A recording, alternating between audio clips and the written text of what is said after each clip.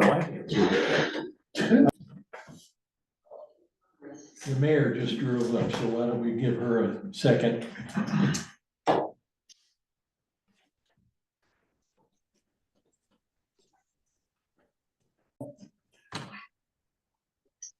Okay, we will call the meeting of the Planning and Zoning Committee to order.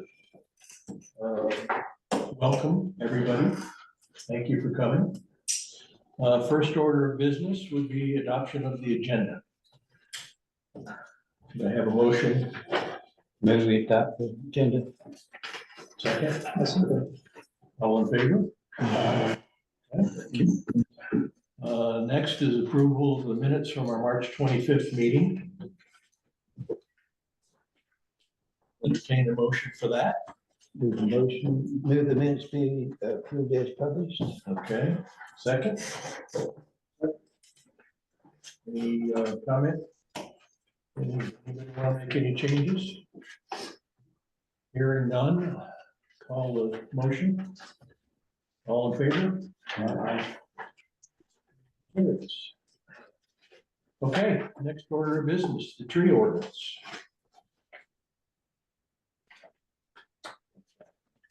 Somebody coming in.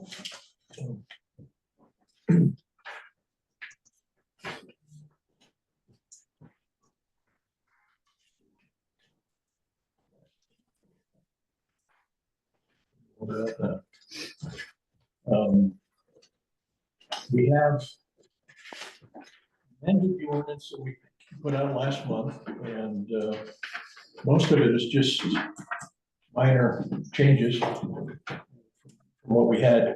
What we're gonna do is the committee here is gonna have a discussion about it. We'll hold all questions from the audience till the end. So we hopefully can move this along a little quicker. Okay. Committee. Anybody have any comments about the changes we made? I have a question on under section 3, minimum tree density and canopy cover requirements. Excuse me, the second paragraph. The city recognizes that property owners may wish to follow the guidelines outlined in the National Firewise Program, and that doing so may impact their ability to follow the density requirements outlined in this section. The city will cooperate with property owners to come as close as possible to achieving both these goals. I just have a question, and it's how will we do that? I mean, was there something specific, or obviously a case by case? Well, it's case by case, it has to be. So as you know, every property in Sky Valley is a little bit different than every other property. We recognize that we have a goal to try and maintain canopy.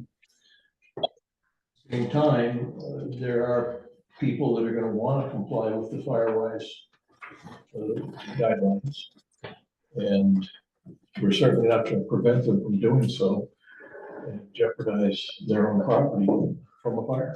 Okay, and then another follow-up question to that is, it says the city will cooperate with property owners. Is that the building inspector? Is that the city manager? Is it the clerk? I mean, all of the above? All of the above. Okay. You have a better way to write that? No, I just want a clarification. I think the city encompasses all of it. I thought so. Dan, can you hear me? This is Jim Phelps. Yeah. Can I interject something here? Please do, you're on the committee. Yeah, okay.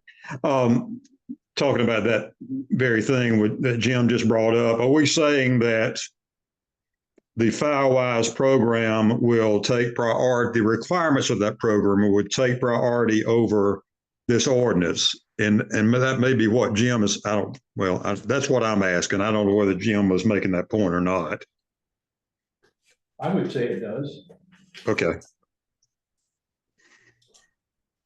Now, I'm one person on this committee, so if others have a different idea, please let me know. But Well, it would just seem to me that we need to decide, if that's the case, why not say so rather than, because if we don't know, then I think it lends vagueness to the whole scenario. If we're saying that, I just like black and white rather than gray, but that's just me. But I don't see how you can reconcile the two in some cases.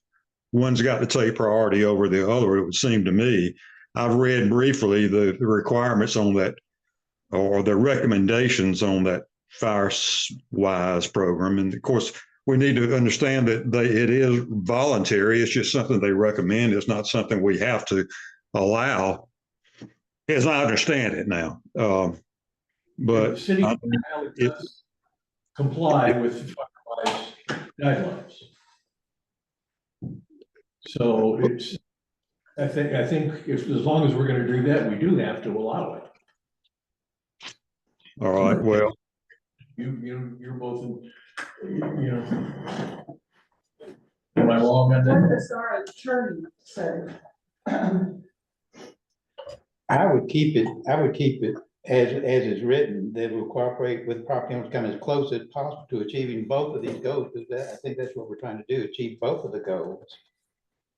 but there's simply going to be some time. I appreciate what you're saying, but I don't think we need to determine who's going to have priority at this point, because I think it will vary case by case and probably flexibility. That's just there's no legal right or wrong either way, I don't think, but Sure. that's just my opinion. Okay. And, again, if you've got a better way to write this, I'd love to hear it. Sure. Well, not really. I guess I just think that having looked briefly at those recommendations on the FireWise, I think you're going to have cases where possibly the two are irreconcilable. And it may be we try to do it as closely as possible, but sometimes you're not going to be able to comply with both at the same time. You'll have to make a choice. I think that's true. Yeah. For sure. Yeah. So I don't know. I guess I'm just, if you came up with a case like that, again, the question would be, which takes priority to the exclusion of the other. And but I'm not saying to change it. I'm just bringing up the point so everybody will discuss it. Sure. Okay. Anyone else? Anything on anything else? Yes, I have a question. Well, are you taking just general comments or questions, or at this point, or? We're taking comments and questions from the committee at this point. Okay, all right. Well, may I be recognized for a few other things then? Yes, sir. Okay. Just going through here. On the second page where it says the definitions, specimen tree, that's going to require the city to promulgate some list of specimen trees. So this is not a self-enacting thing. We're going to have to come up with a list, it would seem to me. I'm just pointing that out. Specimen tree means what we say it means, or what the city manager and the building inspector say it means. So anyway, I just thought I would point that out. Excuse me, Jim. Yeah, sure. On that point, elsewhere in the ordinance here, the new draft, it gives the building inspector, myself, 10 days, up to 10 days to issue the permit. And this, just speaking from my own experience, this would be one of those cases where I actually had an arborist that was tentatively scheduled to show up today, but something came up. But if I've got 10 days, which it's never taken me that long to issue a permit, but if it did come down to that, I could reach out to an arborist and have them define specimen tree in regards to any particular property owners, desire to cut one or trim one down. So, I mean, I don't know if that helps the matter, but, if it's specimen, I mean, it's all, gonna be subjective. All of us are gonna have an opinion on that. I mean, we need to define it a little bit more, but I'd rather have an arborist weigh in on that. Or, isn't there a definition for specimen tree in that Firewise safety? I don't recall one in the Firewise. I think I read one somewhere, and I'm not sure. There's the report. It's a little confusing between us. We've not only read the Firewise stuff, but all these other ordinances from so many different other locations that, we could be conflating some things. I do not recall in Firewise a definition of specimen trees. Y'all, I just my limited search on the internet, I looked up specimen tree, just Googled it. And I saw that I don't think there is a definition, that's recognized uniformly for a specimen tree because and I do remember seeing one ordinance somewhere, it may have been Kentucky, but I'm not even sure where it was, where the city council or the county commission, whoever it was, the governing authority actually they even got down to, and this gets back to group of trees. They specified groups of trees within the city, specifically had pictures of them, say these are specimen trees, you can't cut them, or this group of trees. So I think it appears to be that a specimen tree is what you define it to be, and of course that's pretty much what it says: defined as historical or endangered, determined by the city manager or city building inspector. So that's putting it back on the city, as I interpret that, to say what a specimen tree is, either generally or specifically a group of trees or a specimen tree on a particular property, but you'd have to do it ahead of time, it would seem to me. That's what the others have done, it would seem. And that's not a problem. I'm just pointing that out, that this is not a self-defining term. Well, that's true. We've only defined it as something determined by the city manager, so it's not self-defined. So again, to the extent that we have specimen tree in there and it means anything, then it's got to be, no pun intended, it's got to be specified. It's got to be pointed out. It's got to be defined ahead of time, or you don't have a standard. You don't have a specimen tree. So, and that'd be no problem, but it's going to take somebody ahead of time, because I don't think they could go out there and say, well, I think that's a specimen tree. I don't know. Yeah. In the 2.5 years I've been doing this here, I have yet to come across what I would consider a specimen tree. That's not to say they're not out there. The Sure. only one that I think of that might qualify, and again, it's all subjective until we specifically define it or talk to an arborist, is if you remember White Oak Ridge, the gates up on Ridgepole at the top, formerly known as Hanging Tree. There's a massive oak tree up there that has this massive limb that goes across the road. And I guess it's got some kind of historic, just by age, related to it. And you might consider that. I mean, I'd be hard pressed to have somebody that wanted to cut it to give them permission to do that, just because, I mean, it's very, very unique. Sure. Well, that's the way that our ordinances work here in Sky Valley, of course, is if Jim or Jason decide that there's a specimen tree and that homeowner does not agree, they've still got the right to appeal it to the city council. right. So, there's some give and take there. Okay, can I just, like I said, I just wanted to point it out. So can I continue? I don't mean to dominate anything. I've got my list here, so I thought I would go through it if it's okay. Okay. All right. On section 3, under subparagraph C, calculations. And it talks about option 2, minimum 45% canopy cover.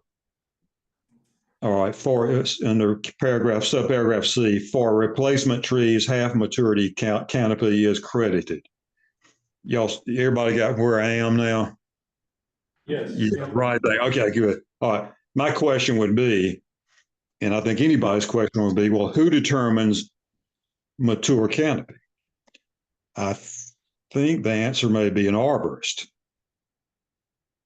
I mean, But- it's defined, but I agree with you.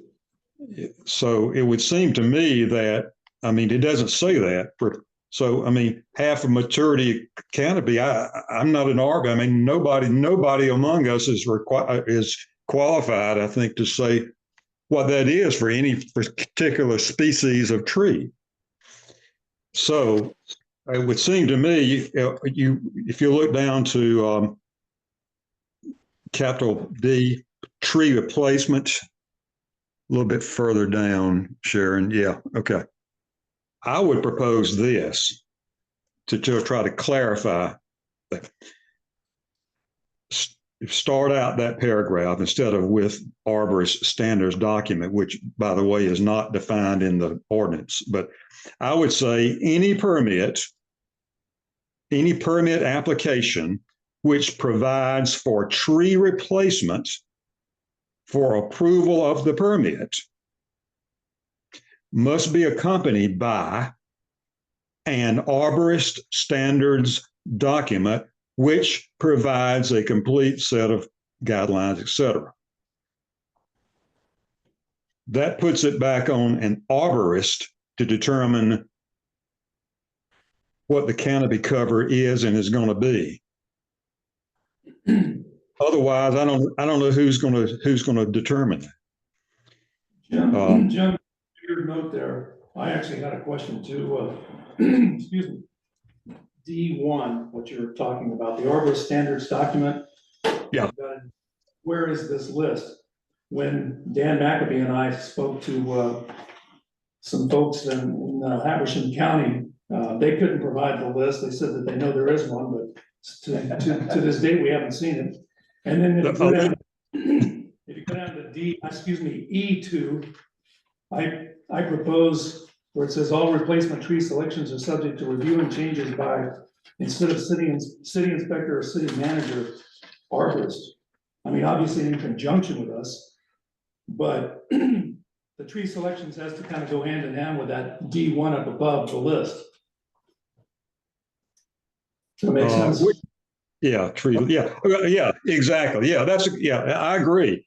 There is no approved tree list specified in this ordinance. So again, that would put it back on the council or somebody to come up with a list of approved species of trees. Is that what we're saying? Kinds of trees? Or yeah. replacement. What kind of trees may be can be used to replace? So again, we talk about, and there are several references to approved trees, quote unquote. And this one, as you say, Jim, says approved tree list. So that means there's got to be a list. Somebody's got to promulgate the list. Otherwise, it doesn't mean anything. It's void for vagueness. It doesn't even, it's just, I'm trying to make this thing enforceable, guys, not to give anybody. Well, while we're on that section, I've also got a single species or variety. This is E3. A single species or variety may comprise no more than 20% of the full replacement schedule. Uh-huh. Question is, what's the purpose for this? I mean, why 20%? I mean, where did we come up with 20%? And why did we? So you have to have at least 5 trees to make that work, wouldn't you? Yeah. If you replace the soil, you're in trouble. And then the one down below that, at least 85% of trees selected for planting must be large or medium-sized canopy trees. Well, that's subjective. What's large or medium? Exactly right. Good point, Jim Pyburn. Jim and I did try to get together with an arborist talked on a couple of occasions, we did have a phone conversation with two representatives from the Extension Service, one from Raven and the other one from Havisham. With the idea of coming up with lists like this, and basically what they said, well, every lot here is a different microzone. It was getting difficult to come up with something. You know, I just think we need to try to clean up in general any vague or overly discretionary terms, because that's where you get in trouble. For instance, at the top of that same page, where it says a portion of DBH inches from, again, approved trees that make this located within the city public right of way. Well, what portion? Yeah. And if they're on the right of way, they're not approved. I mean, they're already there. I mean, I actually propose to remove that C, the whole sentence. We had a conversation about that last month. The idea being that if some of your trees are on the right of way, but in your front yard, why should you not count them? right. Well, I totally understand. And I mean, I would say either say they can all be counted or none of them. But I mean, a portion, again, that gets into discretion, it gets into unenforceability. What's on the right of way, but a portion of the trees on your overall property, if a portion of those trees are in the right of way, they would be included. And if you go back up just the previous paragraph, or actually B4, no trees located within the city right of way, public right of way, may be removed or destroyed by owners of abutting private property. I wanted to add excluding for driveway construction. Obviously, you can't build a driveway if you have a right of way and you have something saying. Yeah. Footprint. What is not even still included? If somebody's just putting in a driveway in town. Why wouldn't you? Well, some of these older homes don't have them. Why wouldn't you include it in the footprint? Oh, no, I would. I would. So, in that respect, Okay.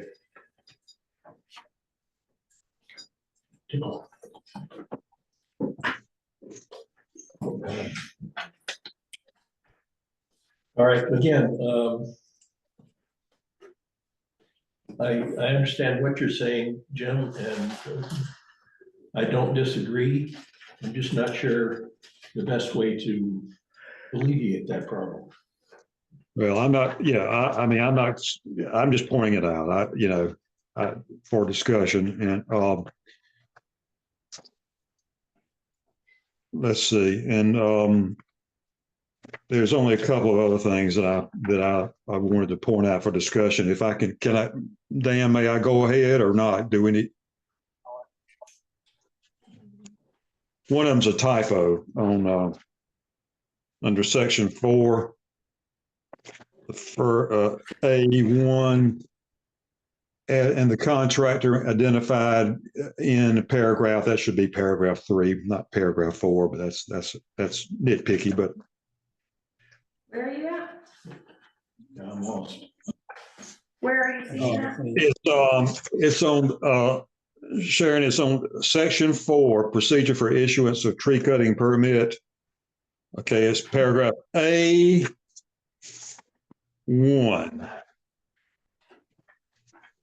And it continues over to the next page. It says, and the contractor identified as required in paragraph. That should be 3 instead of 4. That's just a typo. Oh, I follow. Oh, I fixed I that. think that probably happened when some things got moved around. Yeah. Oh, I'm sure. Yeah. And then on section 8, it just, and I know that you're talking about penalties, and I'll just, I know we can refer to the penalty in the general ordinance. There's a number, section 1-8, that specifies $1,000 fine. Which we could do it that way. There's nothing, that's what, it'd be nothing wrong with saying monetary fines not exceeding $1,000, put it in this ordinance so that anybody reviewing this ordinance will know what they're dealing with rather than having to refer to some other document outside of this ordinance. But that's just a matter of form. I'm just pointing it out. The other thing,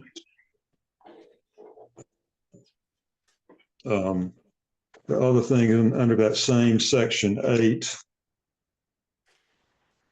under paragraph E, where it says, if the city inspector determines that the required permit was not obtained, if y'all see where I'm talking about. Yeah, that's it, to share. Down there where it says shall pay for the city a penalty equal to double the normal permit fee for the total number of trees that were improperly topped. And my question simply is, just for clarification, I mean, are we saying one fee, if a fee is $50, we're going to charge them an extra $50, or is it per tree? Because it says for the total number of trees. So I'm wondering what that means, what we meant for it to mean. Jim, when we've had this occur, it's $100 for the first 5 trees and then $20 for each tree after that.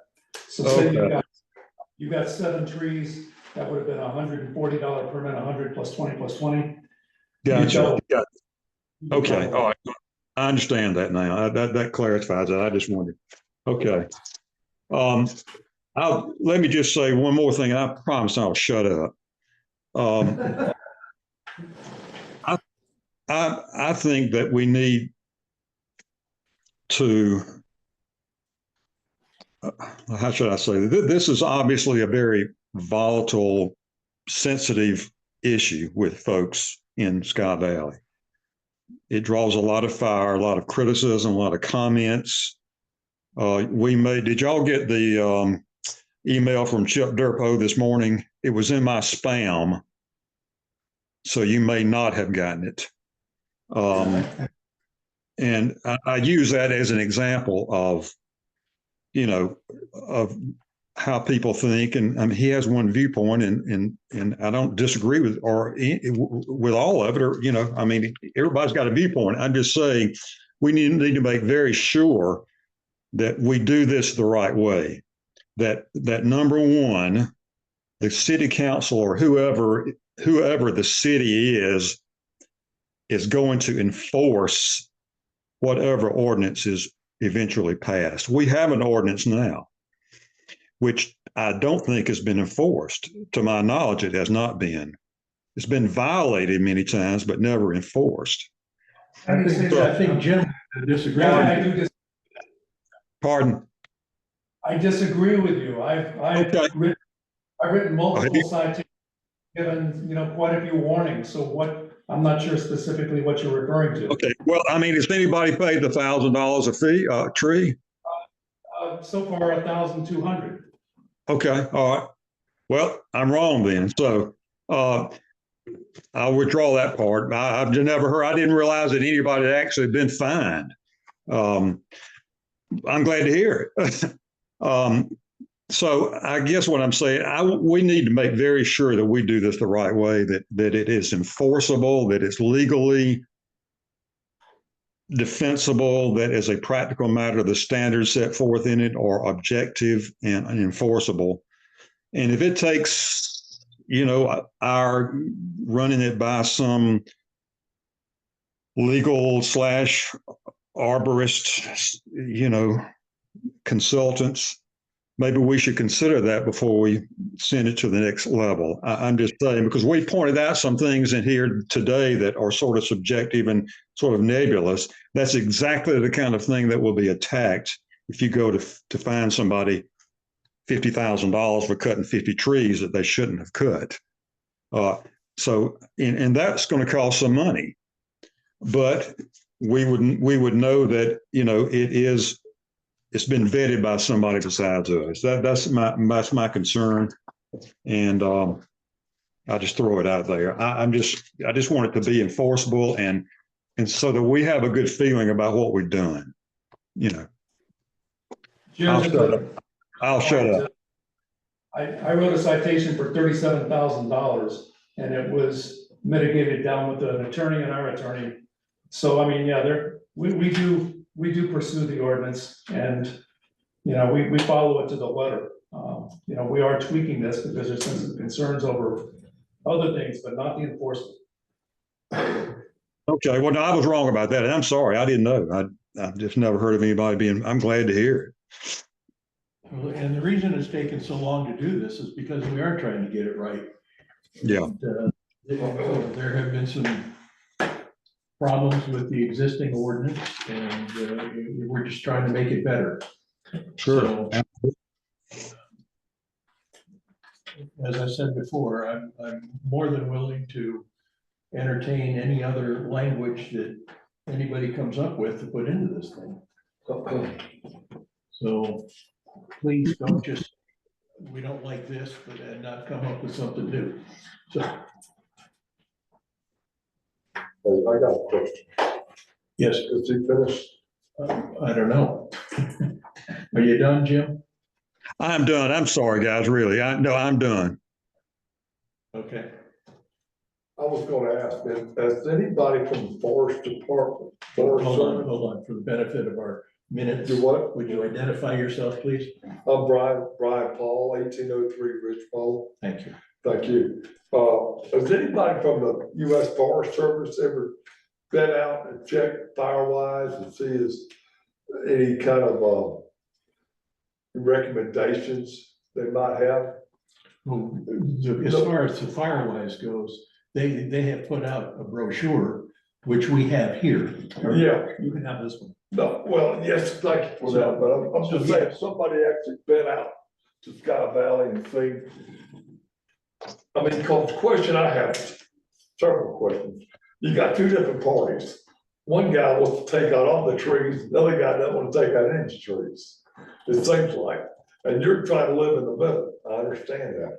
I have a concern because we have dodged the bullet, in my opinion, many times between hurricanes and between fires, and sooner or later, it's just a matter of time. And when these fires get started in the mountains, when they go uphill, it's really hard to stop them. Sure. And if you don't have anything underbrush, you're not going. And so, in other words, you got neighbors that don't do anything and they're jeopardizing your house. You got neighbors that have these big white pines that are probably just a matter of time for they fall. And they're gonna do a lot more damage than a regular oak tree is. And then the other question I have, when you got a lot of trees that are dying and dead along the right of way, if somebody comes up and put a fire out or get somebody evacuated, you can't get them out because the logs fall over the tree or the street. So there's a lot of things to consider. You know, I'm understanding the other question, you have a ruling about the 45% shade on the canopy. Well, now, is that at the time you remove the existing trees around it, or is that the time it grows into it?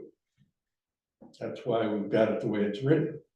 If somebody's applying for a permit and they've got 45% canopy, fine. If they don't, then they aren't gonna get a permit to remove any more of the canopy. Yes, sir, because a lot If of the trees times. grow, if their trees grow and they apply at a later date and at that That's point, fine. they do have 45% canopy, then they're good. Because a lot of times you thin trees out and almost instantaneously, it really expands quickly, particularly, you know, Yeah. it really makes for a stronger tree than having a group of trees. It's well rooted and it's better health normally, but a lot of people don't take out their bad trees at all, and they're jeopardizing other people by not doing it. We've written this with the idea that people that want to comply with fireways may do so, but are not required to do Yes, so. sir. I know. All right, getting back to this, anybody else on the committee have any more comments? I have a question, sorry. Okay. Per Brian's question, regarding underbrushing. I don't recall whether it was part of this agreement here or not, but the part about the 10 square foot, I'm fuzzy on the whole. That's not in this new ordinance. That's in the, oh, that's in It's- the, okay, that's, all right, never mind, thank you. That's what I needed to do.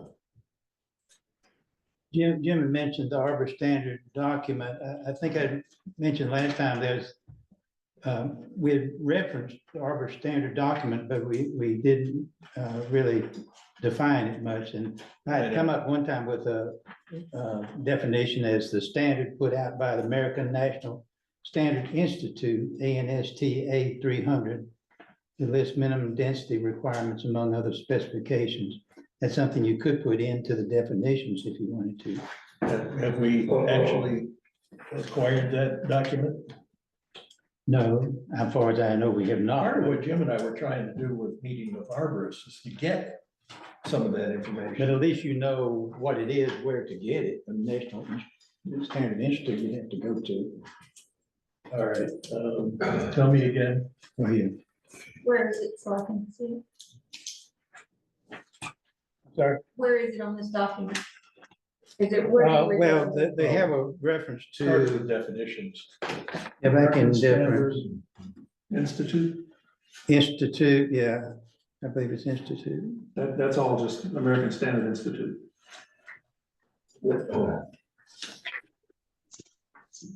American National Standard Institute. National. I looked it up and that's how it listed it.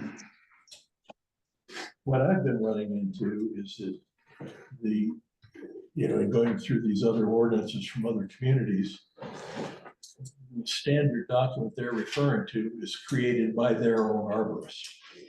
You get the city of Atlanta has its own arborist. Brookhaven's got its own arborist, and they're the ones coming up with the standard document. It is apparently a national standard, so American National Standard. I presume we could look at it that way and get to it. And fancy definitions that govern everything about building and construction. Just, I mean, as far as the construction and building, I refer to the National Residential Code of Paris. Yeah, I'll try and find that.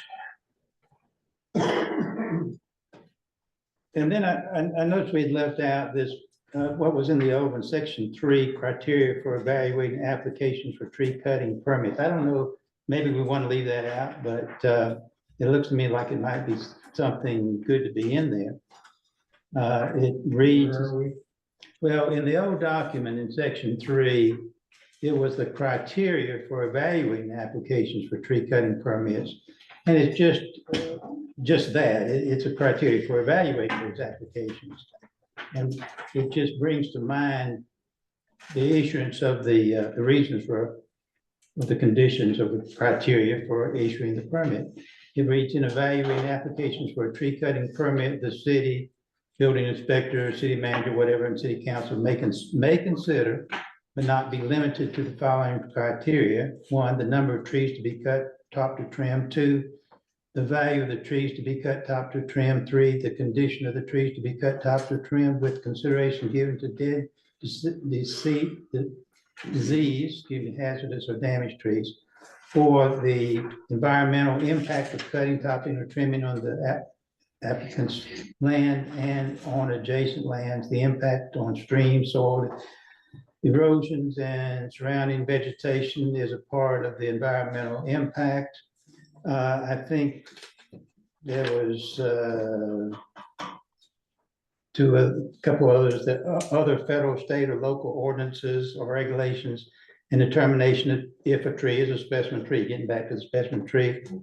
And then also I added canopy considerations, which is what this thing is all about anyway. So it's just a suggestion, but it's something we could do if it's just an added something that Was it your recommendation that we do? well, depends on whatever everybody else thinks we should do about it, but I think we should. I mentioned it last time, but Does anybody else think that's a good idea to add that as criteria to the? Here, this is actually our existing tree permit application right here. And on the back of it, I'm gonna read it. Okay, maybe it covers it, I don't know. Procedure for issuance of a tree permit, which is a substitute criteria. Any landowner in the city of Sky Valley wanting to cut, trim, top, or remove a tree or trees must first complete an application for a tree cutting permit on farms designated by the city of Sky Valley and file said application with the office of the city clerk. Number one, the application should A, identify by location on a sketch, plat, or survey each tree to be cut, top, trimmed, or removed. In order to identify a tree by location, the applicant must, prior to submitting the application, mark each tree by placing a red ribbon. I cut them some slack. Yeah, I've got all that, I'm looking at it, but you think that covers it as far as you're concerned? It has so far. I mean, I think, I don't wanna overkill, you know, you mentioned value. I have no idea, then we'll have to get an arborist out for every tree cut, because I don't know what the value of the trees are. Well, again, that was just the things that they could consider it. Sure. Oh, no, I mean, I'm just, So, you know, I'm not insisting on that, I mean, I just, I'm I just thought okay it with might what be we've helpful, got, but but if it's not I don't think it's helpful, don't sufficient. yeah, if it's not helpful, don't put it in, but I thought it might be helpful. Because it's pretty detailed. I think that works. Well, it has so far, like I said, in some cases, when I go out and eyeball it, and I've done this personally with my own property. I'll take a picture, I'll print it out, a hard copy, and then I'll take a Sharpie and show each tree. And then, when I was doing it with my predecessor, I would bring it out. I hold the picture up, you can see the trees clearly, you know, if you weren't able to get down to them or whatever, and look at the picture that were circled. Because, you know, a lot of property owners can't go down and mark these trees. They're just for physical reasons. So, you know, but again, the value, I do take exception with that because, you know, then we're gonna determine, okay, well, the value, is there a limit on the value of what you can cut versus the number? Then it opens up another can of worms. Yeah, it could, it could. Okay.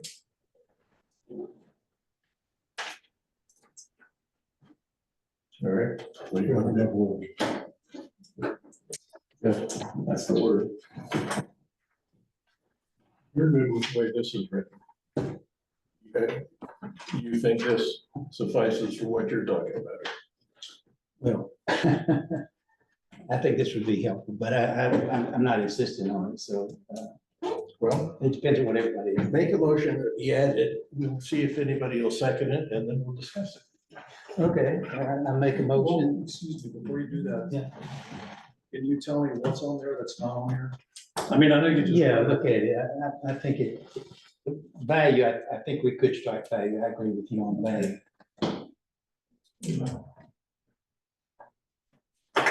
Number two. Condition of trees. I mean, that's fine to add that because, I mean, I do that anyway. It's not on here, but I do it just, I mean, if the tree's dead, obviously cut it down. But if it's a nice, healthy, Yeah, now I'll defer to you. If you think it's covered, I'll withdraw that.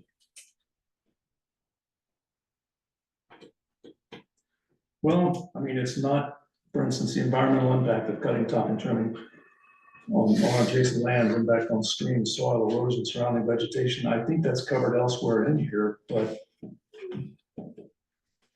we can still keep this the way it is, but include this as part of the ordinance. Yeah, I don't think it hurts anything. I think it just goes. I'm okay with that. All right, Okay, make a motion if we add that. Then. okay, and where would you like that to fit in there? Well. Where was it? It was part of the old ordinance. That whole remembering. Section 4 is. Well, let's see, let me look at it. Yeah, section 4 procedure. Section 4, yeah, I would say section 4. Requirements or the issuance decision.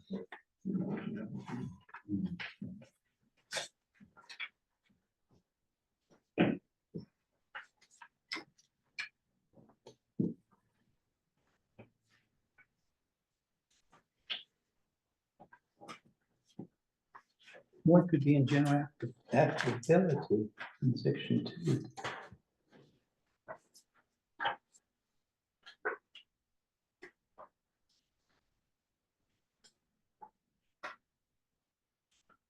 I think section 4 works.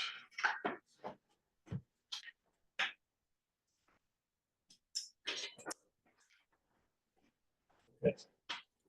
Make your motion to add that to section 4. 4. Okay, is there a second? To that motion? I'll second Okay. All right, any further discussion? Jim, you're conspicuously silent over there. Mr. Phelps? I didn't know if I needed to say anything else. No, No, participate. you want my comments, if any, on Don's motion or That's where- anything else? Or anything else? Right now, we're on this motion. It's been moved and seconded. Okay, We're all on- right. So we're on that motion, okay. No, I have no comment to the motion, on the motion. Okay. All right, Mr. Chairman, I know that we're not supposed to speak at this point, but so before why you, are you speaking? well, because I have something I think is important based on something Jim said a moment ago. All right, Robert Smalley, 103 Buttermilk Circle.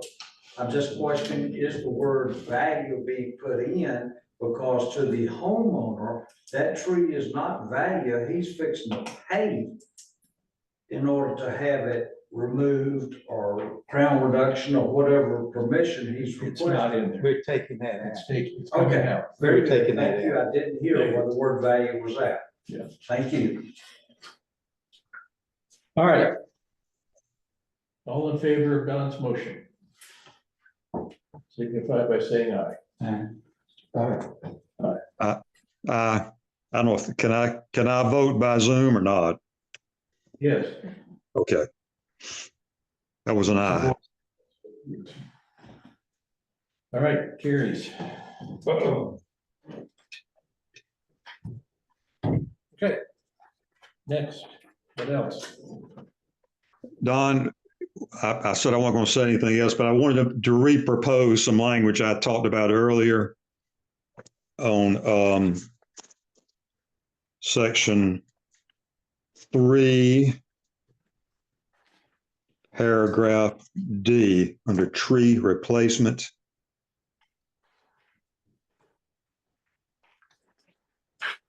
Okay, Right there.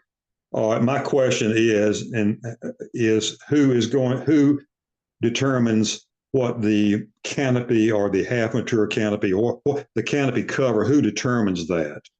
Now, if Jim Pyburn or his replacement is satisfied with determining that, then I guess we're good to go. it's, Yeah. You know, Jim, I mean, it's a good question because I've wondered that myself, but I mean, I will do that. I have done it, you know, based on the old ordinance, which didn't have that specific language in there. But if it comes down to an objection from the homeowner or the property owner, then obviously we could consider getting an arborist. I don't know if we'd like to put that in there, or if we just assume that, but yeah, I mean, if it comes down to, I say one thing and they say something else, then we could get an arborist and. Yeah, okay. Why don't we put that in there? I think that Okay. might be a good Yeah. addition to add, okay. in case of a dispute. Which, Jim Phelps, what number was that? D, you said, Under D, under tree replacement. So what we're saying is that in the event of a dispute, then we would call it an arborist. Is that basically it? Yes, that's what we're saying. Okay. Okay, so, well, my proposed language was this, and we can amend my proposal. My proposed language was this: any permit application which provides for tree replacement for approval of the permit must be accompanied by an arborist standard document.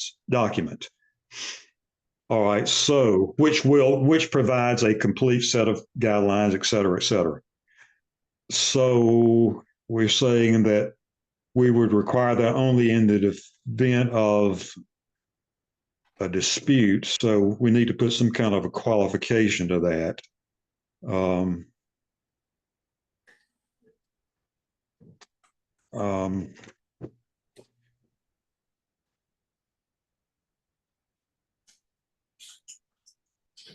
we could, we could say something like in the event of a, what's the word, disagreement between the owner and the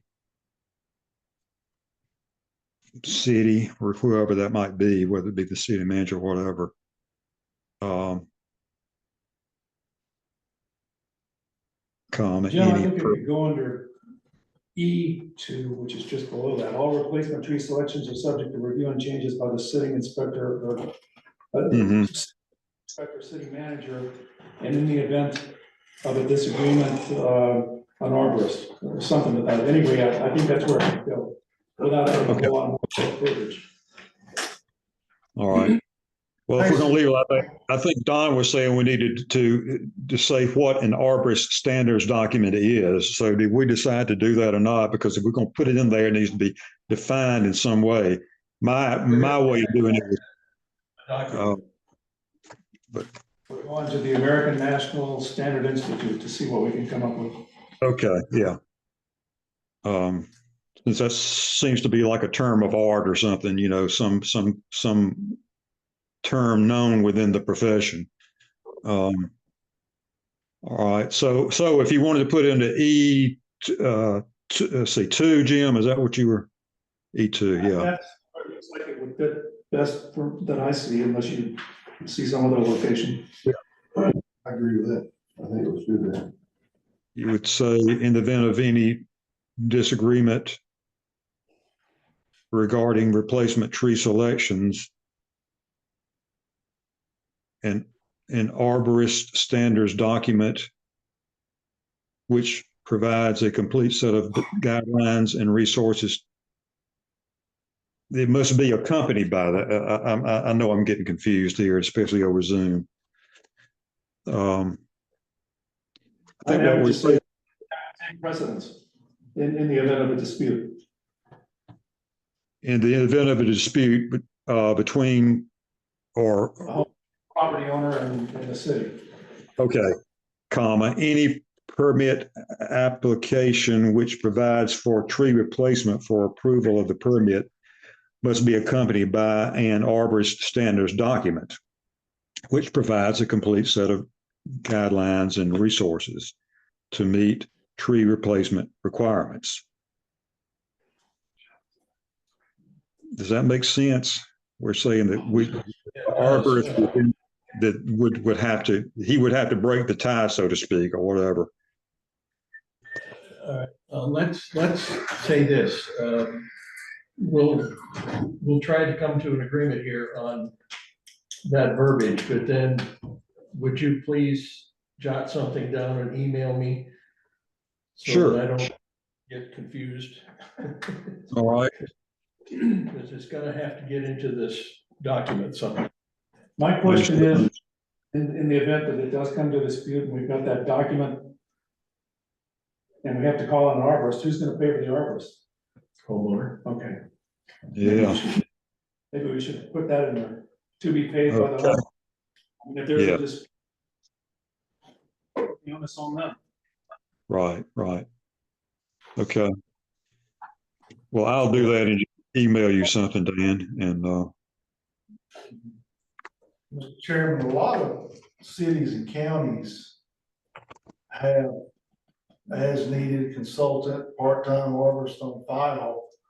Yeah. on standby. You know, versus having a homeowner have to try to find somebody. If the intent is, Well, if the city can find somebody, great. you know, maybe they could work a few hours a week and then part of the tree permit pays their salary. That might be something to consider.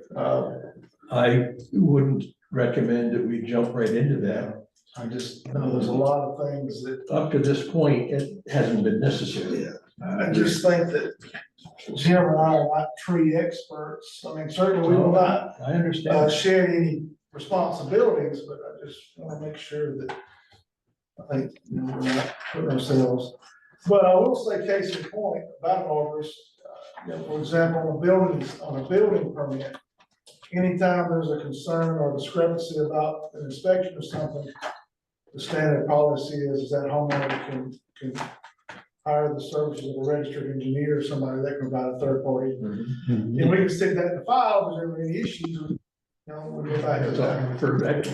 And this will fall into the same category. So, all right. I think we've got a motion from Jim there on the floor. Is there a second to that? Second. Tom seconds. Any further discussion? I'm sorry, but if you look at that comment, I can't see it. it says reimbursement if the homeowner prevails. So if they paid for the arborist, would that just be an extra fee or would it be able to be reimbursed?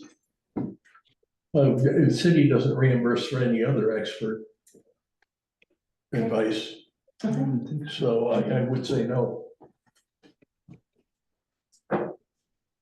Okay. We have a motion on the floor and seconded. All in favor? Aye. Jim, are you in favor of your own motion? I am, and I'm typing up some language right now to send to you, Dan. Thank you, I appreciate that. All right, that motion.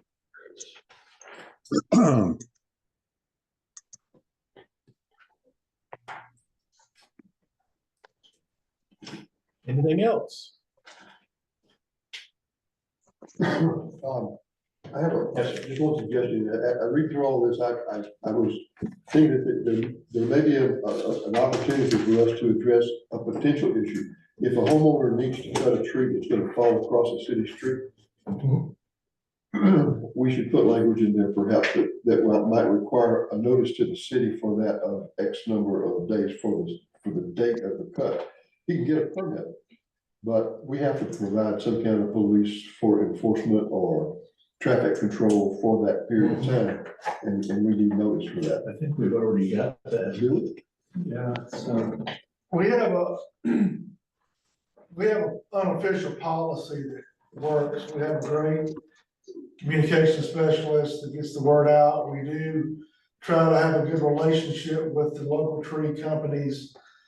We ask. I'm just saying though, that for the scheduling of the cut. Yeah. That homeowner should notify us. And 95% of the time they do.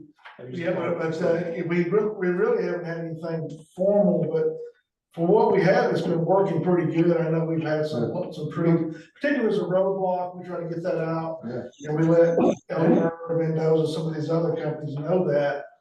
I know we had a tree at the mayor's house, for example, and they had potentially blocked the road. And I think we got the word out. Sharon, anything you want to add to that? I know typically you kind of take the lead on those notifications, but Well, that would be great if it's not in the middle of the night or, you know, holiday or something like that. I just don't know. We want to make sure that the tree gets cut if it needs to be cut. most of the time we got 48-hour notice. But I mean, if it's, Yeah, you know, not just for trees, but anything going on. Yeah.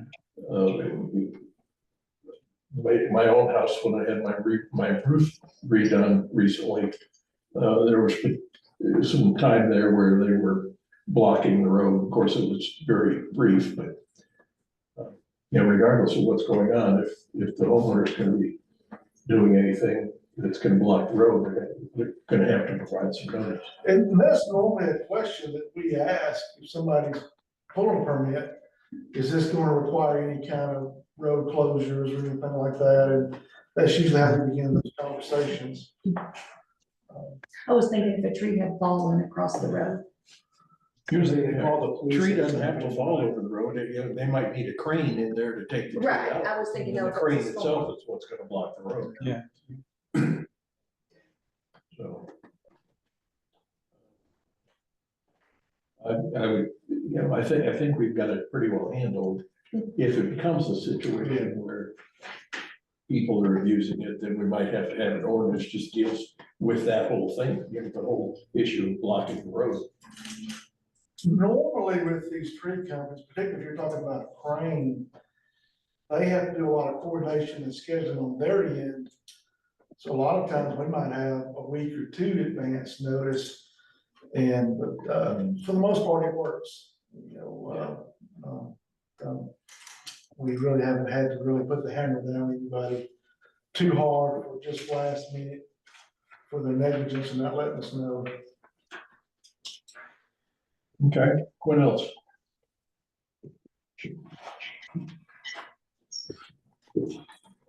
Nothing left from the committee? No. All right, at this point, I will open it up to the audience. If anybody has anything, Don, will you identify yourself? Yeah, first of all, I want to compliment you guys. I think you've made immense progress on this. Thank you. But a couple of things I would, let's just deal with the arborist fund. And all of that discussion and all of this twisting ourselves into a pretzel over it. Would we not achieve what we want? I mean, every one of all we were talking about, the person is already in the penalty box. They've already violated the rules and cut stuff down. Why don't you just make it as simple as, okay, you're gonna have to hire an arborist acceptable to the city to come up with a mitigation plan. How big these trees are. I mean, we were discussing about, no more than 20%. And his comment was what it was less than 5 trees. Just why don't we just say, if you get in the penalty box because you've cut too much down, you're gonna hire an arborist that's acceptable to us to come up with a remediation or mitigation plan to do this. It saves all of this gymnastics of all these all these public standards, whatever, all these questions we've had. Or to me, it just seems like, okay, you cut down too many trees. You've got to come up with an arborist who's acceptable to us to come up with a plan. I mean, that's just a suggestion. Well, Okay. and that's true if we're talking about the penalty phase, Yeah, but. or if it's, you're gonna get in the penalty phase if you do what you're asking for. If you want to cut down too much, Yeah. bring me an arborist plan. If you've cut down too much, bring me an arborist plan. Because we get into this, especially the mitigation of the types of trees, just like you observe, Dan, a lot of these regulations or ordinances are written because the city of Atlanta has they have an arborist, that could make these decisions. And Sky Valley can have an arborist. It's just, we got a list of acceptable I wouldn't say, bring me a plan from Don Rice, who claims he's an arborist. Just if you're in the penalty box, or you're gonna get in the penalty box, you just gotta bring in an arborist, just the same way Jason was talking about. If they disagree with Jim over a construction thing, you've gotta bring in a construction engineer. We're not sitting in the building ordinance trying to write all these things that we do, and then the last thing would be, well, we'll ask an arborist. But that was just one suggestion. That seemed to be where we. I think that's pretty much where we're going with this. Yeah, I think, but I mean, we could eliminate just tons of stuff about the mitigation and about the 20% of, can't be more than 20% of this tree. Like I think I said at the last meeting, those lots up and around Holly, you could require 500 different trees, but ain't nothing gonna live there other than white pines, because that's what, we have these micro environments in Sky Valley that, we just can't write the code to say you gotta do this. And I'd say just, if I cut down too many trees, I deserve to have to pay for an arborist to come up with a plan, and then I have to, deal with that plan. I know you could get down ultimately to where the city is maybe arguing with the arborist, but it's certainly, I don't know, it just seems to me like it would be a lot simpler to do that. And we would get away from, what kind of plants you gotta have, how big they gotta be, all of those things, just let an arborist, again, except, I think it's extremely important that that arborist be an acceptable arborist to the city of Sky Valley. If we don't employ our own arborist, that it's gotta be somebody acceptable. But then, enough of that. That would, as I go through trimming and topping, talking about reducing the height of any tree, this is in the definitions section, it's on the second page. I would suggest there, we just call it shortening the height of any tree. I agree with that, but I think what we're trying to achieve is shortening the height of the central trunk or leader of the tree. There are trees, and I go back to those ancient cherries at the chapel and some other places. They are trees because they're big enough around to be a tree, but they may need to be trimmed just to keep them from breaking and falling over or whatever. And you would be reducing the height of that overall tree to a certain extent. Tony, it says underneath specimen definition, topping means reducing the height of any tree. Right. Is that, so what was your point about? I'm saying if you've got a tree that has a central trunk that goes up 30 feet, but then it begins to branch out and it goes another 50 feet, what you're saying is if I cut off a branch of one of those limbs that branched out from that central trunk, I'm reducing the height of that tree. I think what we're trying to say is don't go down and saw off the central leader or the central trunk of the tree. You follow what I'm saying? I mean, you gotta just think about it. We got a lot of oak trees here. Well, go back to those cherry trees at the chapel. I mean, they've got a big trunk for quite a while, a good ways, but then they begin to branch out from there. Well, those branches may need to be trimmed to keep that tree from falling apart to salvage the tree, but you would be under this, you would be reducing the height of the tree. What we don't Well, want we're people not- to do you know, is we're- go down on that tree where the central trunk is and saw that. Is that? We're defining what topping is reducing height of the tree, but we're not necessarily precluding it. Okay, So, that's, okay. It just, I think the goal is not to cut off the central trunk of the tree. Get down so far, you're cutting off the central trunk of the tree. Okay, that was just the point. Okay. The next thing, the road closure thing, good point that you brought up. I think we could just deal with that on the application, just add a sentence, if you're applying and you're gonna close a road, just like, Jim, what you have on the back of the thing now, right? Just have a sentence on the application that if you're Yeah, gonna close a I road, you usually gotta- ask the homeowner, Yeah, I mean, it's not on there, but I asked them, Yeah. is this gonna require a crane or is there gonna be any road closure? Yeah. But, the canopy requirements, I was the first guy who brought up the firewise, and I appreciate what you guys have done, because I'm passionate about it, I know Brian's passionate about it. The, one thing I would like you to have in there where you're talking about firewise is the homeowner has to do firewise over their entire lot. Because they could use firewise to game the system to get, take out some trees saying, let's just say you wanted a big deal. I'm gonna take out these under the firewise guidelines. I think Jim needs to tell them, you want firewise, you've got to do firewise over your entire lot. so what you're saying is they should take out more. Potentially. Or that I can just see somebody gaming the system to say, I want to take out some trees here. And I'm doing it under firewise, but they're really not. They're not. It's like we used to have years ago where they could cut down a tree and leave it laying there to prevent erosion. And that was, I think it's great to cut them down, tell them to where they're whatever, perpendicular to the hill to help cut. But what we had, people just cutting down trees and abandoning them. You know, they didn't use that down tree to prevent erosion. Just a comment that I would like to see that if you opt for Firewise, you agree to do your entire lot in the Firewise guidelines. Again, that's not important. Good point, though.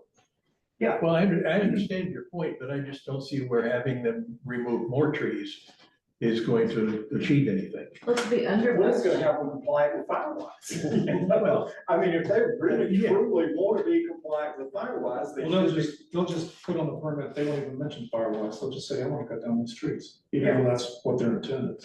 Yeah. So there's more than one way to game the system, I agree with what you're saying. Nothing's gonna be perfect. Yeah. I keep going it's back to hard. that. Every property is different. Somebody may game the system, somebody may achieve something that others can't. But what we gotta do is make it the best we can. The other thing that I had was, we talk about tree replacement under 3D.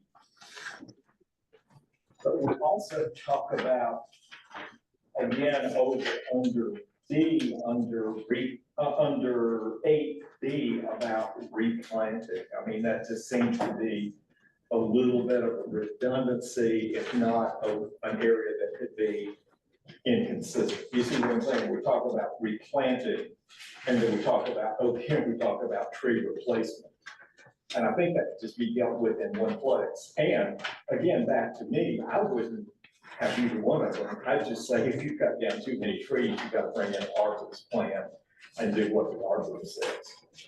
But you see what I'm saying? Where we in 3D, tree replacement, and 8B, we go back through that same thing. I know what you're saying. I'll look at that. Yeah, and I mean, I think we could just refer, I'm not sure you don't need to say something about tree replacement in both places, but just reserve it to one place. And then the last thing, and I will shut up, under section 6, I like, and I know I'm the one that suggested it last time when we moved away from the word clear cutting and did underbrushing, which I think is good, because clear cutting is very, I mean, to me, clear cutting is taking down all the vegetation in the area, and you guys went back and redefined. But under section 6, there's still some reference to clear cutting that needs to be changed to underbrush. You see what I'm saying? 6 feet, a permit will be required for such cutting and clearing. An application for clear cutting consistent with the policy, that really needs to be changed to underbrushing. There's a couple of places in there that I had highlighted where we used the word that we didn't, after we redefined clear cutting to underbrushing, we still had clear cutting pop up in a couple of places, but that's just, Whereas we don't have clear cutting in the definitions, but we do have underbrushing. yeah, and that's what I'm saying, is I think we changed in definition to underbrushing, but then we didn't change in a couple of places in there. But to me, clear cutting is you cut all the trees, Right. so we certainly don't permit that. No. And underbrushing, Yeah. shall be prohibited. I don't think that's the intent of 6B. I think underbrush cutting is allowed under the fire safe. Yeah. Information. Yeah, but Clear cutting is not allowed. And this one's talking about what's not allowed. And then I lied, I'm not gonna shut up. As we get down under 9, well, this is just a technical error. Under 9, protection of existing trees, C, compaction prohibited, which I think we need to talk about that, and then that change in elevation. But you share the critical root zone, the very bottom line on that. Was that this time? This would be 9C, the very, very bottom line on the page, outside the critical root zone. That critical root zone is a defined term, so technically it should be capitalized to match that, but that's very technical. The again, I go back, like I talked about this last time, that D on grade changing. I just don't know how you build in Sky Valley without the ability to change the grade in the critical root zone of the trees. Now, I know you've talked about in there, I think that's good, you talked about the mitigation, where you could do the aeration system, but those things get extremely pricey. And I don't know how you would deal with this, but I would almost rather see, rather than worry about grade changing and compaction and things like that, if you kill the tree during construction, you're gonna have to mitigate the tree perhaps, because this becomes an extremely costly thing. And frankly, I don't see how you do it without having a tree survey of the property to identify where the trees are and identify where you're gonna put material, and identify the critical root zone, which we agreed. I mean, there was kind of some differences in critical root zones. I think you said last time, did we stay with the 13 to 13 feet to 1 inch? I mean, you're talking some big, for every inch of caliper on that tree, you're going out 13 additional feet. Jim, I mean, you deal with houses all the time. I don't know how in Sky Valley we can avoid getting in those critical root zones to be able to do the construction that we've got to do. Especially the change of grade, because the driveway has to go down to the house or up to the house, or I don't know I know what the intent is. I don't have a good answer for that one, other than maybe in retrospect, if you kill a bunch of trees because of it, if trees die because of your construction, maybe you try to mitigate them at that point. The critical root zone. Well, you have to mitigate it if you've gone beyond the, or lower than the canopy. Yeah. Allowable. Yeah. But it's just if you take a subdivision on relatively flat land, it's easy to have those rules about changes in elevation and about where you stack building materials and where, up here, I don't know how you can do it with that critical root zone thing. All we can do is try. Yeah. I agree. You may make Jim's life miserable telling him, you gotta move these 2 befores off of this spot here. Or the change in grade, I think, is gonna be the most difficult one to deal with. It may be. And maybe, are we talking change in grade outside the footprint? Well, within the driveway. If it's within the maybe footprint, then it's. Okay, maybe we need to say, we don't say that in that spot. So if it would be, because the driveway is the footprint, you could change the grade. Or you could store materials in the footprint, which would be your driveway or your whatever. But it doesn't refer to the footprint now. So maybe you could remove all my concerns about critical root zone if you said critical root zone outside the footprint as defined. Maybe. Do you see where I'm coming from? If that way, if you need to grade for a driveway, you can at least change the grade. This prohibits changing the grade, so you could. There's just a lot of lots we couldn't get into if we couldn't change the grade. I like that. If you agree that it's outside the footprint. I'll look at that. Okay. So you're saying other than within the footprint? Yeah, if it's within the footprint, you could grade your driveway and lower, even if you cross the critical root zone of a tree, you could lower it to get into your house if you're going down the hill and have a relatively flat but sloping driveway. That's the way it's written now. If you have an undulating lot to get to your house, you can't change the grade. We'll look at that. All right, anybody else? Dan, this is Jim. I emailed that language to you and Jim Pyburn. Thank you. And I made a type, look at the second one. Dan, I made a typo on the first one I sent to you. So anyway, that's what I'm proposing to put in under the tree replacement And Jim, I propose to put it in both those paragraphs for technical reason, because anyway, just see what you think, anyway.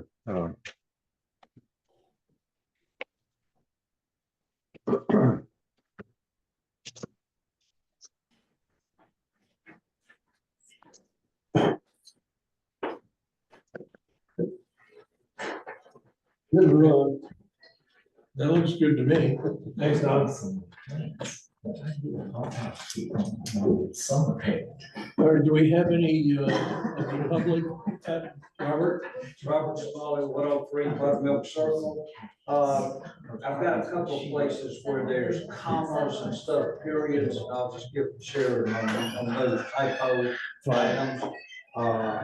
Page 3, y'all mentioned this earlier on section 2, item E, about removal of trees, and that says, which has been designated by the city manager and city building inspector as a specimen tree.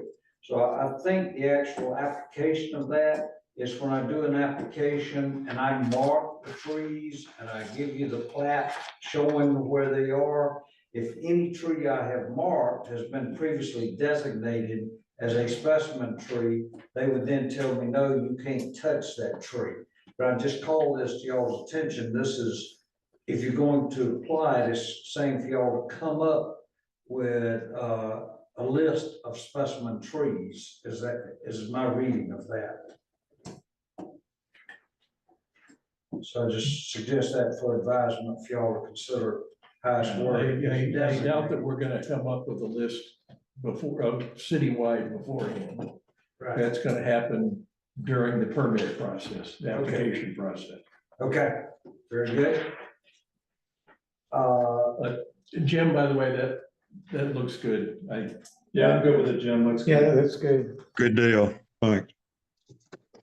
Thank you. And I think y'all covered on page 4 on the tree replacement, where it started off, the arborist standards document. With the in that, sounds like there is one document, and y'all were talking about a definition earlier on what an arborist standards international or whatever would entail. So I think y'all have covered that. Now, Jim Phelps mentioned under item E3 about the no more than 20%. And I think Jim Piperman followed up with that, is he had the same question. Why does that need to be in there at all? I agree with that. I said that it. Yeah, item 3, I would suggest y'all might want to strike that and deal with it on an individual basis as far as what replacements they're doing.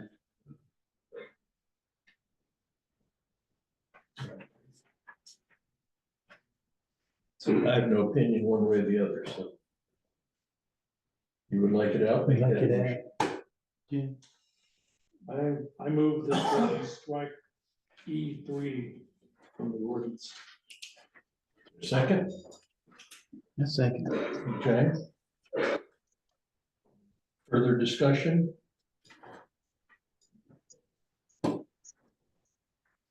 Hearing nothing, all in favor? Aye. Jim? Aye. All right, And the last thing that I had was on page 7, under your top of page, item D.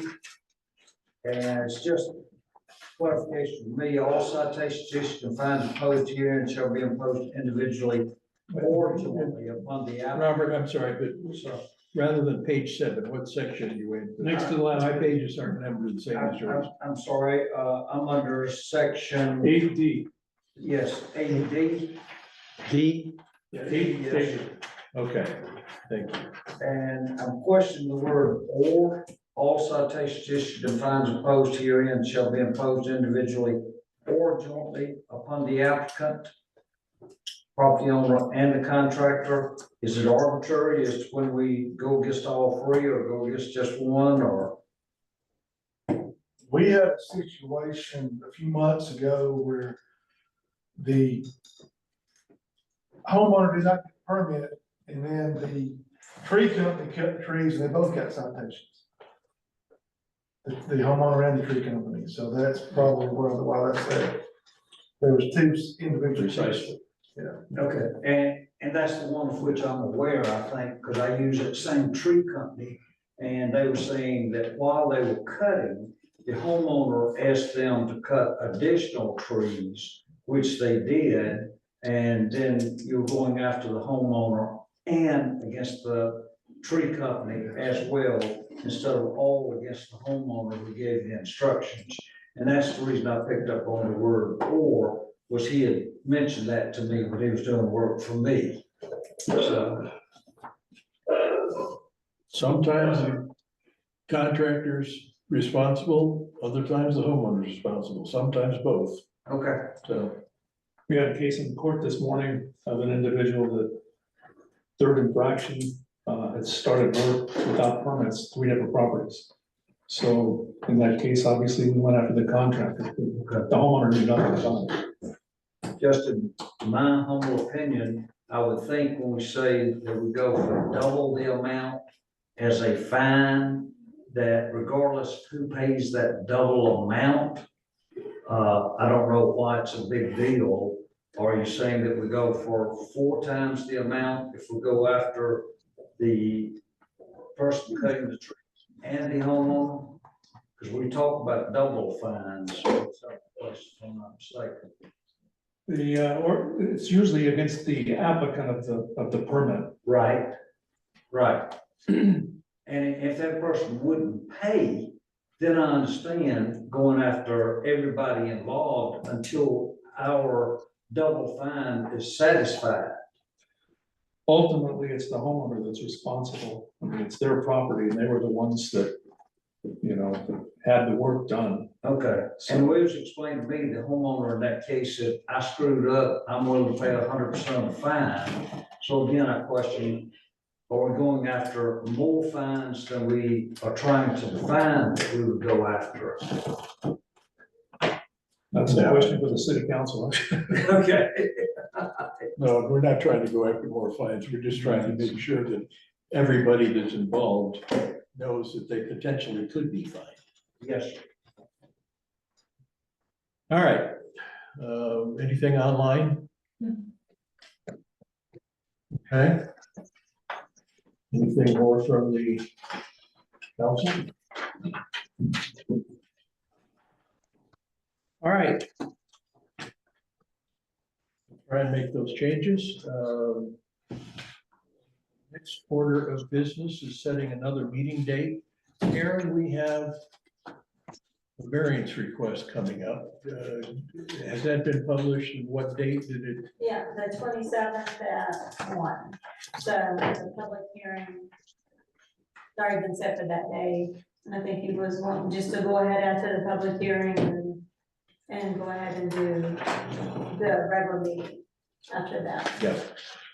I just want to make sure we're time certain on that. We have a variance request. It has been published or is being published. So our next meeting date will of necessity be the 27th of May. What time? 1 o'clock. Hopefully everybody's good with that. What time did you say the variance meeting was, Karen? It'll be the very first thing, so Oh, that okay, will so start that's at at 1 1, and then regular meeting okay. after that. And that's the day after Memorial Day, okay? So that's a Tuesday.